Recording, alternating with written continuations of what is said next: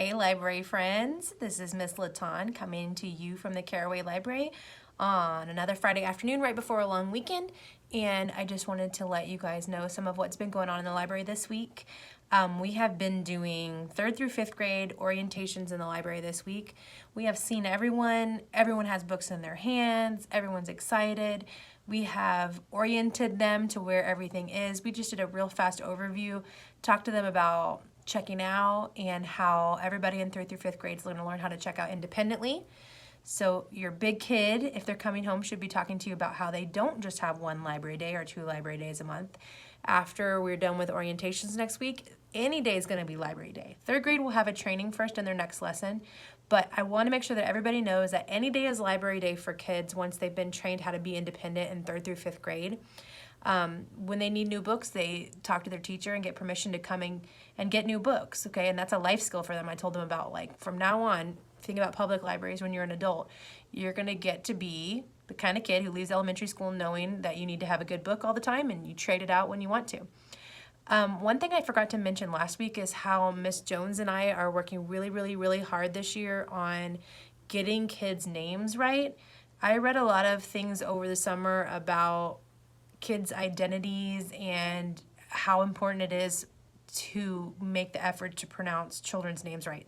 We have all kinds of different names and all kinds of different backgrounds at Caraway, and we're just really trying to communicate with each child that we want to get their name right. We have got a little binder of class lists where I've been writing down pronunciation notes for myself, and we ask them, how do your parents say your name at home?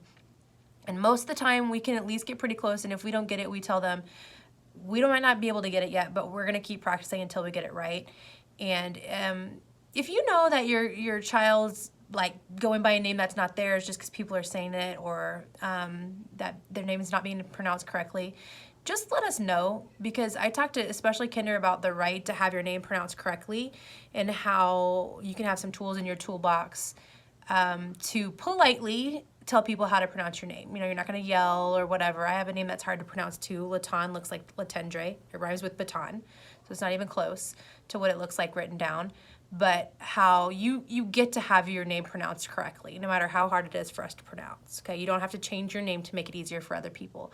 So that's something that we're really working on. We do it every year with kindergarten, but we're really putting our heart into it this year and making it happen for kids. Kinder came and did a little train walking, learned how to walk in a line around the library without knocking all the books down. We went to the story time area for the first time. We read some Elephant and Piggy. And I'm going to have a series coming up, I think, of videos where I'm going to show you guys the difference between just reading a story and reading together. And that's like hitting on a bunch of things while you're talking, like just reading Elephant and Piggy. We talked about fiction and nonfiction. We talked about characters. We talked about thought bubbles and speech bubbles and predicting and inferencing, and when you know how to change your voice when you're reading out loud, and how do you look at the pictures to look for facial expressions for cues and voice and all of those things. Got a parent walking in. And so I'm going to show you guys the difference between just reading at your kids and reading with your kids as we go on through the next few weeks. Next week we have Monday off, and then we will come back ready to go, and we'll be seeing our 1st and 2nd graders for orientation. We're going to give them a little bit more time for practicing, so they've got longer orientations. Kinder will just have a checkout, but we really want those 1st and 2nd graders to feel comfortable and welcome in the library, and we're going to make that happen next week. And I look forward to talking to you more. This is more than 3 minutes. I'm sorry. See you next time.